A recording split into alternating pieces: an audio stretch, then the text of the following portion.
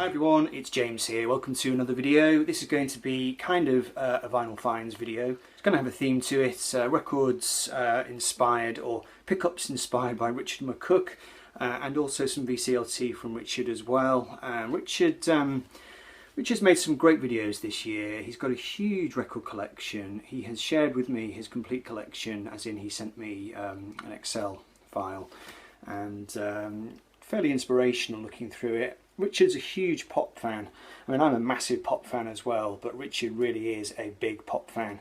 And having watched his videos this year, I've found myself picking up things which are more pop based than perhaps I would otherwise have considered. Not that I would not have considered picking up T-Rex. This is Tanks, which I found a few weeks ago at my local market stand. But Richard ranked this, I think he had it on top of his list when he did his T-Rex rankings video. And you know, Tanks is not a particularly well-known T-Rex album. It's not necessarily one I'd have grabbed, but I did grab it thanks to Richard, so but I've shown that already. Okay, so let me just whiz you through the records that Richard has actually sent me.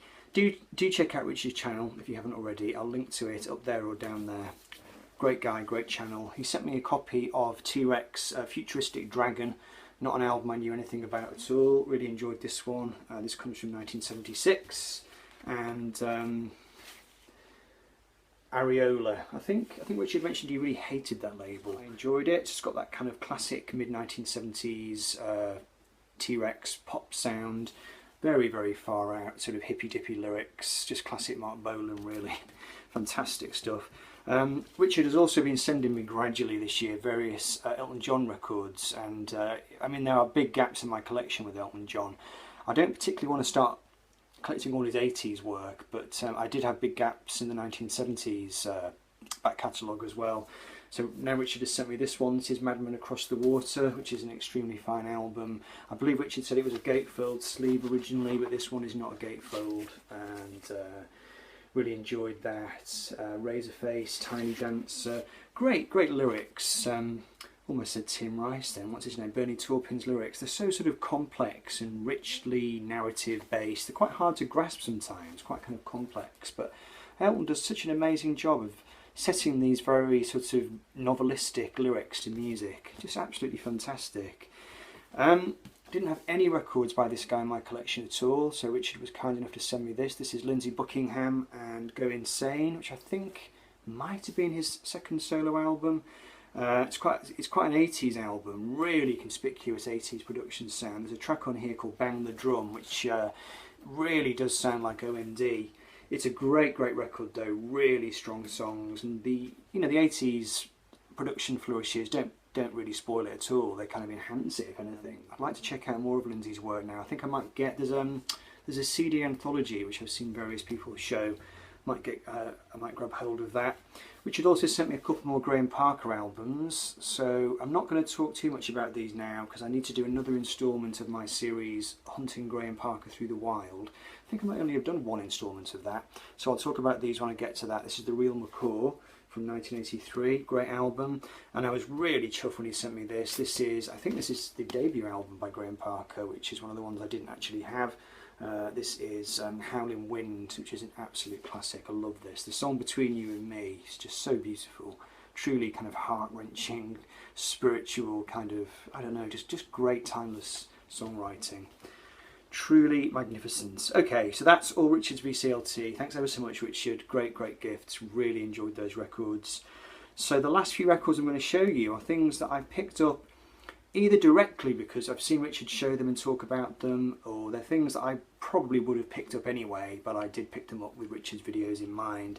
I found a copy of No More Heroes by the Stranglers a couple of weeks ago at my market stand. Now there were two copies of this. There was an original, which I think was priced up at about £15, and then there was a Fame reissue which was priced substantially lower, and I went for the lower one. Would you do that? I mean, I'm just a bit of a cheapskate really. It's nice to have original copies of these things, but if there's a cheap Fame reissue going, I don't like the Fame label really. I'm not a big fan of it. It sounds absolutely fine. Great album. It's got the album that's got No More Heroes on it. Classic Stranglers. I know Richard's done a rankings video on the Stranglers as well. I've got a fair few of their records now, but you know, big gaps.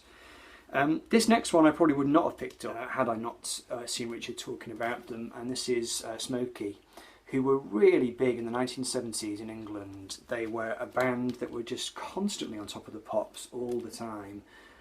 They were a Chin and Chapman act, I think, as in their songs were written for them, at least some of the time anyway, on the RAK label. They might have written their own songs as well. Their big hits, Living Next Door to Alice was a huge hit, and they were just always on top of the pops. I've got great fond memories of them from back in the day, and I picked this up cheap. It was only £2 from Help the Aged, I think, or Bernardo's, and I really enjoyed this. Really took me back in time. It was just great. I mean, they weren't exactly bubblegum. They were kind of light, reasonably middle of the road pop rock, I suppose, but just good tunes, you know, kind of fairly timeless in a way. Although some of their haircuts not quite so timeless.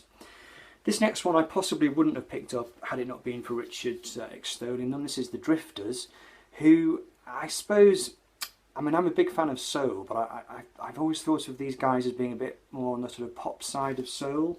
1975, so you're not getting into the disco era, so I kind of took a punt on it. This is Love Games, which I think is quite highly regarded, and again I really enjoyed it. I mean, it's definitely the poppier side of soul. It's on the Bell label, but you know, nicely sung, nice harmonies, nice instrumental backings, just an enjoyable record. Not necessarily a group that I'm going to start hunting all their records out, but you know, certainly a good one. And this one picked up, where did I get this? Got this last week, I think, at a charity shop. This is the Bee Gees and their album Main Course, featuring the hit Jive Talking. And again, Richard did a Bee Gees rankings video recently, so they were in my mind. Don't have a great deal of Bee Gees on vinyl. I've got a couple. I picked up Idea a while ago, but it's a really terrible copy, so I'm not going to keep it. So yeah, looking forward to having a listen to this one. Looks like a bit of Bee Gees, classic 70s pop. And then these two absolute Richard McCook favourites. I found them both together down at Heightside, my local market stand. This is Old, New, Borrowed and Blue by Slade, which I listened to on holiday this year. I streamed it while I was on holiday in Greece. Really enjoyed it. So I think Richard had this at number 2 in his solo ranking of his Slade rankings, so thought I would pick it up. Really raw record. I think you forget sometimes just how raw Slade could be, because they're known for that Christmas song, but I mean, Noddy Holder's voice, it's actually hard work sometimes. I think I heard Rob Walker say that in a video a while ago. Slade are not an easy band to listen to sometimes. It's very visceral, very, it's almost as if the needles are just totally in the red the whole time, so it can be hard work. But I did enjoy it. Miles Out to Sea is a great song, When the Lights Are Out. My Friend Stan, it's got a kind of quirky British feel to it. Love it. And then I also picked up a copy of Sladists, which I think is it a Greatest Hits or is it a live album? I think it's just a Greatest Hits, isn't it? Not actually spun this one yet. This is quite a recent purchase. So this comes with a booklet. Let me quickly show it to you. So that's pictures of the band in here. So yeah, I don't know whether I'm going to collect. Oops. I don't know whether I'm going to collect all of the Slade back catalogue, because they did have a lot of records and they don't always come cheap. I picked these two up cheap, but they're quite a good fun band to collect, really. I mean, they were such staples of 1970s pop music, you know, chart music. I don't know, you just got to have them, haven't you, somehow? Okay, and finally, the final Richard McCook inspired purchase is this one. This is the Joe Jackson Band and the album Beat Crazy, which I wasn't really aware of this record. I do really like Joe Jackson. I pick his albums up once in a while. The last one, I did show one on the vinyl community, but it was probably about 2 years ago now. I picked up his big band one, which I absolutely loved. I've probably got about 4 or 5 of his records. I love Stepping Out. I mean, you know, Night and Day is such a classic. He's just got one of those great British pop soul voices. So Richard, I can't remember the context in which Richard was talking about this record, but he was saying how great it was, so I thought I'd order a copy from Discogs, and it is. I've listened to side 1 so far, and it's very, very full on. really kind of up, you know, just very intense, sort of quite screamy, shouty vocals to it. Great tunes though, really inventive, really hooky, and yeah, just not a record that was on my radar at all. And so really enjoyed that, side one anyway. Hopefully side two will be just as good. So thanks again, Richard, for the records. I've got a couple of other bits of VCLT to show, but they're from John Downing, 6-inch pianist, so I'll do those in a separate video.